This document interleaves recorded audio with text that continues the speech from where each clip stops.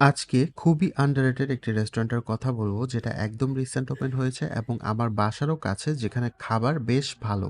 রেস্টুরেন্টটি হচ্ছে জারদানা, যেটা ওয়ারিতে বার্গারোলজি বা ডমিনোস বিল্ডিং এর ঠিক অপোজিটে। যদিও এখানে আমার একটি রিভিউ দেখে আসা, তবে অনেকদিন ধরে এটা আমার লিস্টে ছিল যে যাব, ওদের ফুড টেস্ট করব, বাট প্রচণ্ড গরমের কারণে যাওয়া হচ্ছিল না।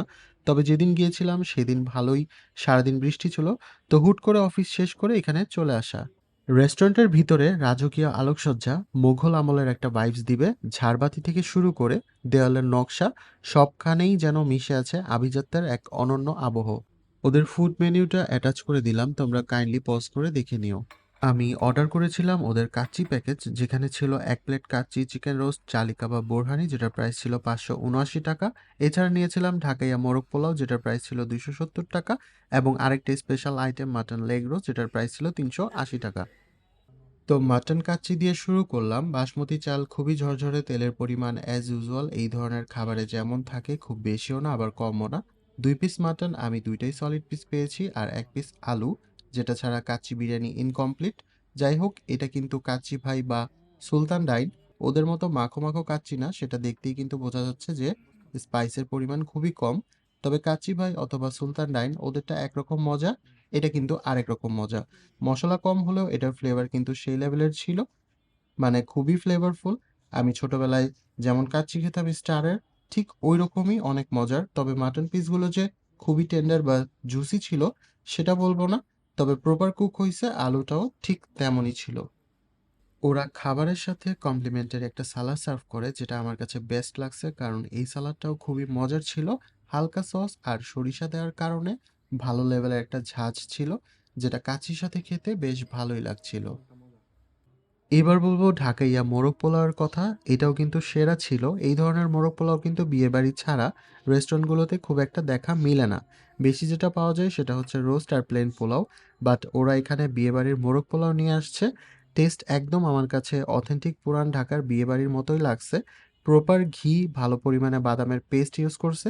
এগুলো কিন্তু আসলে খেয়েই বোঝা যায়। আমি যেহেতু পুরান ঢাকার, আমি আমাদের প্রায় প্রোগ্রামে রান্না করাই, বাবুর্চিদের সামনে থেকে দেখা হয়, তাই খেলেই বোঝা যায় যে কি কি ইউজ করা হয়েছে। 270 টাকা হিসেবে একদম পারফেক্ট ছিল। ওরা এখানে 2 পিস চিকেন দিয়ে সার্ভ করে, সো এটা 100% ওয়ার্থ ইট। আমি এখন যেটা খাচ্ছি এটা হচ্ছে জালি কাবাব। এটা কাচ্চি প্যাকেজের সাথে ছিল। এমনিতে এটার প্রায় 70 টাকা, বাট আদার্স রেস্টুরেন্ট থেকে এটার সাইজ এবং টেস্ট একদম টপ নচ। খুব ভালো পরিমাণে মিট ইউজ করছে, মানে ওরা কোনো খাবারে কোনো কম্প্রোমাইজ করেনি। এবার বলবো এই রেস্টুরেন্টের show stopper mutton leg roast. আমি মাটন লেগ রোস্টার ফ্যান না, কারণ একবার স্টারের লেগ রোস্ট টেস্ট করেছিলাম, খুব একটা ভালো লাগেনি। ফ্লেভার মিষ্টি মিষ্টি ছিল। তবে এইখানে খাওয়ার পর আমি লেগ রোস্টার প্রপার ফ্যান হয়ে গেছি। এত সফট আর মজার ছিল যে অবস্থা দেখো, হাত দিয়ে ধরতেই মাংসটা খুলে আসছে। এত সফট হয়েছে যে কি বলবো। ঝাল, মিষ্টি আর মশলার একটা পারফেক্ট কম্বো। এই রেস্টুরেন্টের লেগ রোস্টটা কিন্তু এক কথায় সেরা ছিল। গ্রেভিটাও অসাধারণ ছিল। চিকেন রোস্টও পারফেক্ট ছিল। মানে এই রেস্টুরেন্টের খারাপ কি বলবো, আমি নিজেও কনফিউজড।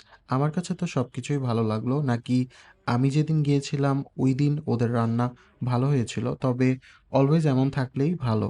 যাই হোক, পুরো লেগ রোস্ট আমি একাই খেয়ে শেষ করেছি। পারফেক্ট স্পাইস ইউজ করছে। নেক্সট টাইম যাওয়া হলে আমি আবার লেগ রোস্ট খাবো। এটার প্রাইস ছিল 380 টাকা, যেটা এক কথায় পারফেক্ট ছিল।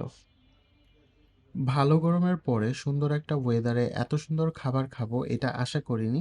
আমার এক্সপ্রেশন দেখেই কিন্তু বোঝা যাচ্ছে খাবার কতটা মজার ছিল। আমি খেয়ে পুরো প্লেট ক্লিন করে ফেলছি।